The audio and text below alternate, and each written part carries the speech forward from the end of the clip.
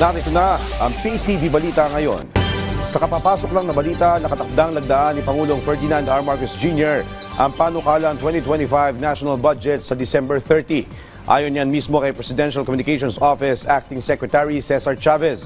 Magugunitang dumaan sa masusing pag-aaral ang General Appropriations Act bago lagdaan ng Pangulo.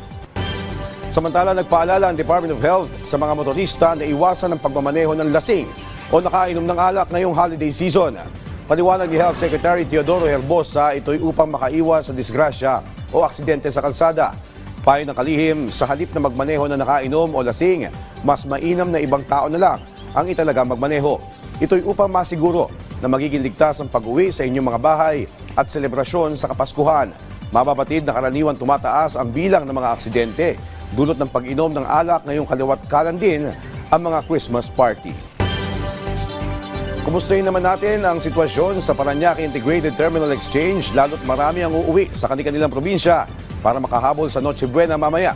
Naroon ang ating kasamang si Vel Custodio. Vel? Joshua, dagsa pa rin ang mga biyahero dito sa Parañaque Integrated Terminal Exchange o PITX.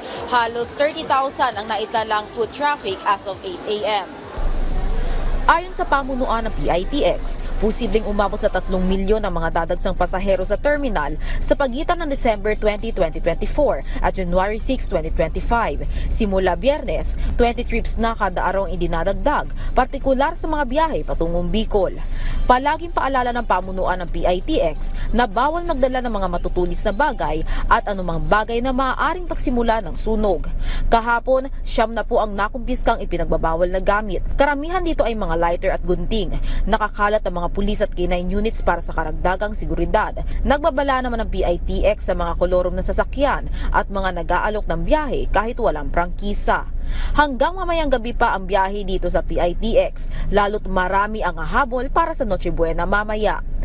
Halos puno pa rin ng mga pasahero ang mga upuan dito sa PITX. Ang ilan sa kanila dito na nagpalibas sa gabi. Pero good news dahil wala na ang mahabang pila sa mga ticketing booth kung ipukumpara kahapon. Base naman sa tansya ng PITX, maaaring umabot pa sa 200,000 ang inspected na foot traffic dito sa PITX. Base yan sa mga trend noong mga nakaraang araw. Balik sa iyo, Joshua. Maraming salamat, Vel Custodio.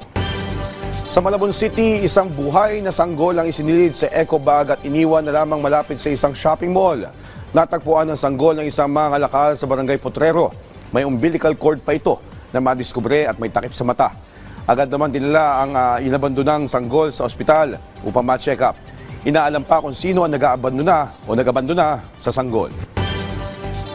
At yan ang mga balita sa oras na ito. Para sa iba pang updates, follow at ilike kami sa aming social media platform sa @PTVPH. Ako si Joshua Garcia para sa Pambansang TV sa Bagong Pilipinas.